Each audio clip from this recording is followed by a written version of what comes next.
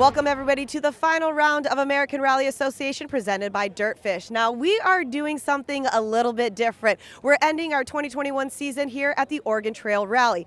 Now with everything that's been happening in the world, this was supposed to take place in April. We've pushed it back to November. It's getting a little colder, it's getting a little darker earlier, so that's going to play a little bit different in what the drivers and co-drivers are used to.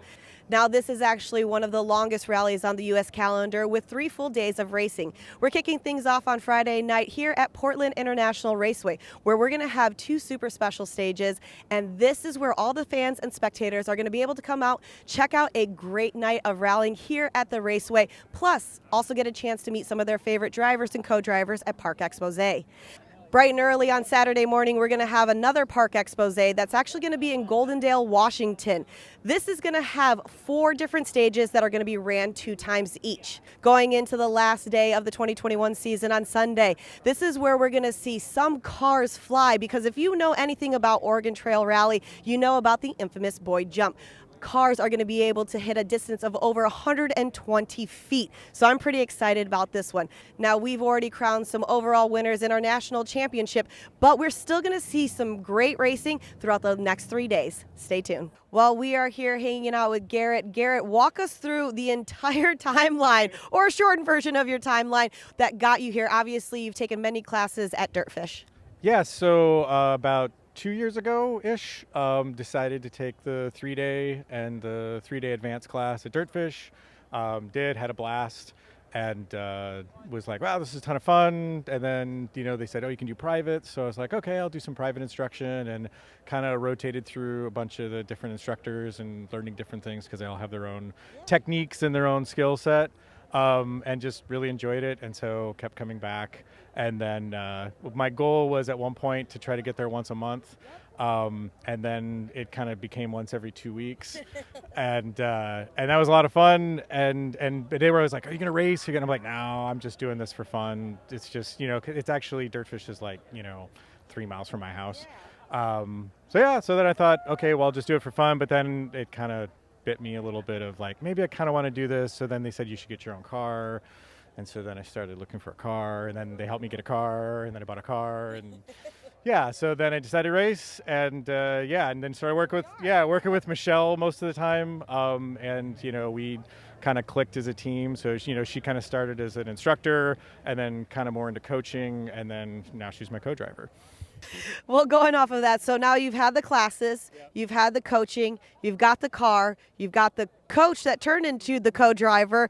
Walk us through everything, how that makes you feel to be here right now with all these other great vehicles. And of course, you're about to head out there to Portland International Raceway, do some super special stages out there.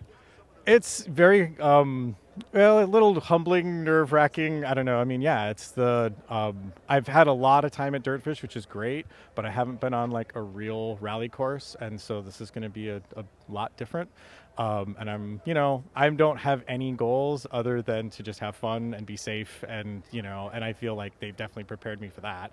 And then, slowly build up maybe on actual speed on rally, but not this event. This event is just have fun and finish, and we all make it home okay.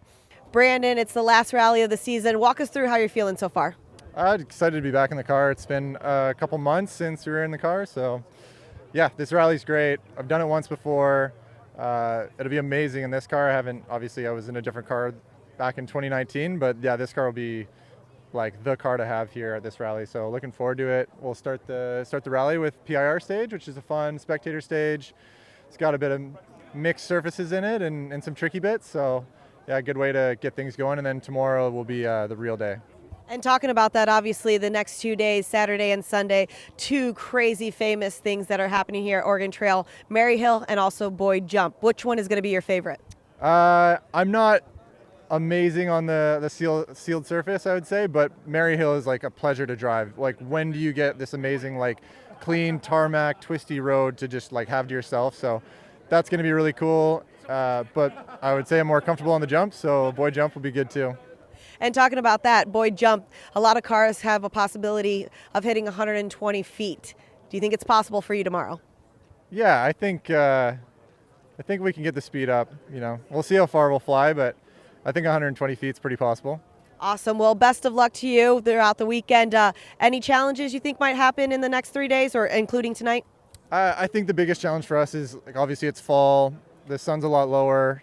There was a lot of fog and rain on recce, so I mean the weekend's looking decent for weather, but you just never know what you're going to get out here. We're up the mountains, might get fogged out at times. Mark, I don't want to jinx you in any capacity, but I do also want to say you've had a phenomenal season going into the 2 stages tonight at PIR. Walk me through how you're feeling, because, you know, many of us know that you just need to take the stage and something, and like I said, don't want to jinx you, it'll be yours. Oh, trust me, I'll push the car over the start line if I have to. But no, it's been a great season. I'm here to have fun like I always do, but I know the second I put my helmet on, it's going to be game on, and I'm going to want to compete, right? So that'll be the best way to close out the season, is with a good result, bringing the car home in one piece, and just really looking forward to it. Well, the last few rallies you've had Claudio with you, and obviously that's been a great dynamic. You guys were talking about it before. But going into today, tomorrow, and the next day, this is actually the longest rally on the U.S. calendar, 3 days. 2 here, and then obviously Saturday and Sunday. Maryhill or Boyd Jump, which one's your favorite? Horseshoe. Oh. Horseshoe, the really tricky one. I mean, that's a crazy stage. You have to treat her with respect. So, but the landscapes here are phenomenal, nothing like I've ever seen on the East Coast. So I'm here with a big smile, and I'm happy to start. I mean, I'm seeing that smile already, and usually I like to do this at the end of the rally weekend, but I want to ask you, and you probably have heard me ask you before, in one word, how are you feeling? I'm feeling proud right now. I'm really feeling proud. But like I said, I'm trying not to focus too much on it. I still have a rally in front of me. I want to do well. You know, I'm not here to putz around, because I put so much work into this year that I'm try to compete and go from there. Awesome. Well, like I said, congratulations, but I'm going to hold that on there for you. And like Mark was saying, he's super proud.